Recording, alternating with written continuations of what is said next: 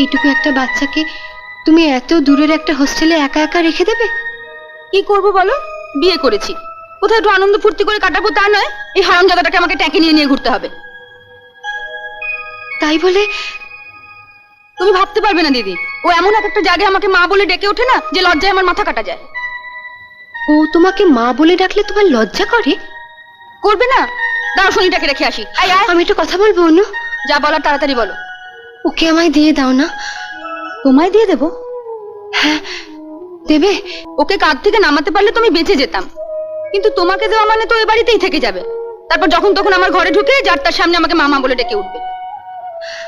আমি যদি ওকে তোমার ঘরে যেতে না দিই? পারবে আটকে রাখতে? হ্যাঁ পারবো। ও আর কোনোদিন তোমাকে লোকের সামনে মা ডেকে অপদস্থ করবে না। দাঁড়াও, তোমার ঠাকুরপোকে একবার বলে দেখি। আপদটাকে তাহলে দিয়েই দিই, কি বলো? হ্যাঁ হ্যাঁ, তবে এমনি দিও না, ও একটা শর্ত করে নেবে। বলো কি শর্ত? 1, ও আমাকে মা বলে ডাকবে না। 2, আমার ঘরে ও একদম ঢুকবে না। 3, ওর অসুখ বিসুখ করলে সব দায়িত্ব তোমাদের, আমাকে একদম ডাকবে না। ওর পিছনে একটা টাকাও আমরা খরচ করতে পারবো না। ঠিক আছে, তোমরা নিশ্চিন্তে হনিমুন সেরে এসো। ফিরে এসে দেখবে রাহুল তোমাকে একদম ভুলে গেছে।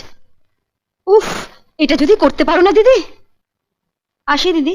মেজো বৌদি বলে গেল তুমি নাকি রাহুলকে বরাবরের জন্য নিয়ে নিয়েছো। হ্যাঁ, বল তো রাহুল, আমি তোর কে হই? মা না না না না, বড় মা।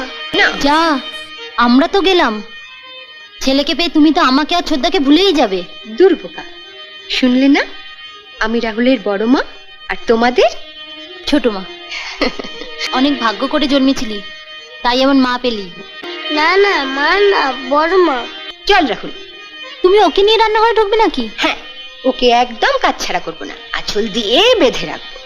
তুমি একটু তোমার দাদাকে টেলিফোন করে দিও তো, যেন অফিস থেকে ফেরার পথে রাহুলের জন্য কয়েকটা খেলা